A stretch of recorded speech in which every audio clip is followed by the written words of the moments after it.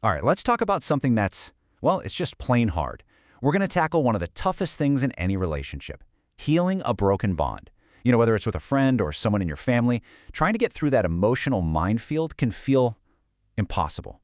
So today, we're going to map out a clear path forward. I mean, have you ever felt that rift with someone you really care about? It's that feeling of distance, right? That silence that just seems to get louder and louder every day. And look, it's something almost everyone goes through, but that doesn't make it any less lonely when it's happening to you. Yeah, and these conflicts, they can build what feel like insurmountable barriers. I mean, that word insurmountable, it's so powerful because that's exactly how it feels, doesn't it? Like there's no way over it. But in this explainer, we're going to see how we can start to take those barriers down, piece by piece. So where do we even begin this journey? Well, it all starts by just acknowledging the heavy emotional weight we're carrying around when these relationships get strained. It doesn't matter if it's with your friends or your family, right?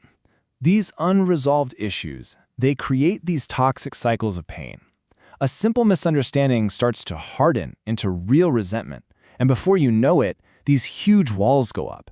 And especially for a lot of us, this can feel like it's just permanent, like it's going to define that relationship for years to come. But here's the thing. It doesn't have to be permanent. The path to healing, it doesn't start by pointing fingers. Nope. It starts by holding up a mirror to ourselves. It really begins with the courage to just look inward. And look, this isn't some giant leap you have to take all at once. It's a series of really deliberate steps. First, you got to be brutally honest with yourself and just acknowledge the pain. Then you have to confront those tough emotions head on, no flinching.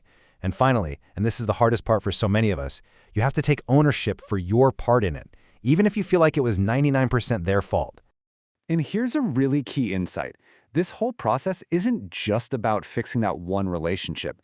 This kind of self-discovery, it is so empowering because once you start to understand your own patterns, you can begin to break free from those negative cycles that might be popping up in all areas of your life. Okay, so once you've done all that internal work, it's time to actually build a bridge. And what are the building blocks? Your words and your intentions. You absolutely cannot go into this conversation with your guard up. Your mindset is, well, it's everything. Your goal isn't to win the argument, it's to reconnect. And that means you got to approach it with an open heart, be ready to offer a genuine apology, and this is huge, be willing to just listen. To really listen and try to feel some empathy for where they're coming from. And this is where the words you choose become so critical. Shifting from that blame-focused language like, you did this to me, to feeling-focused language like, I felt hurt when, that changes the entire dynamic of the conversation. Seriously. The first one builds a wall, brick by brick. The second one, it opens a door. It totally moves the goal from trying to win to just trying to understand each other.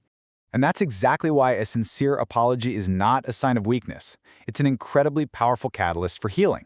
It sends this crystal clear message, I value our relationship more than I value my own pride. And that one single act, that can be the foundation you start rebuilding trust on. All right, so you've had the tough conversation, you've apologized. Now what? The path forward isn't just about tiptoeing around the old problems. It's about actively, rediscovering all the good stuff. But the work isn't over just yet. Resolving the conflict is a massive step for sure, but it's not the finish line. Now the really rewarding work can start. The process of actually rebuilding and remembering why this person is so important to you to begin with. So how do you actually do that? It's simple, really.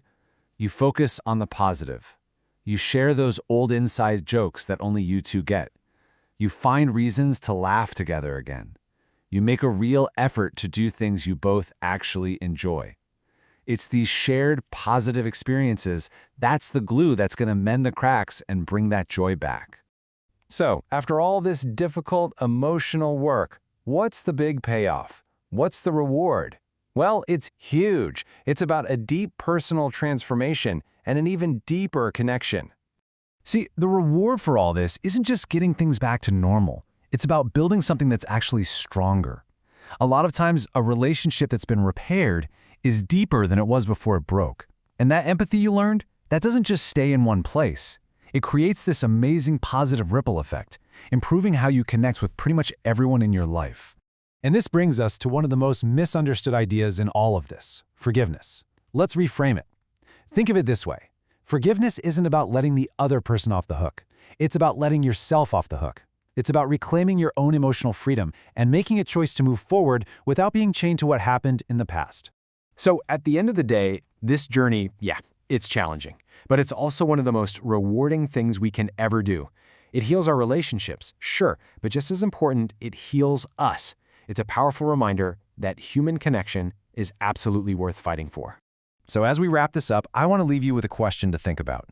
Just reflect on your own life, your own relationships. Who in your life is worth taking this difficult, courageous, and ultimately transformative journey for?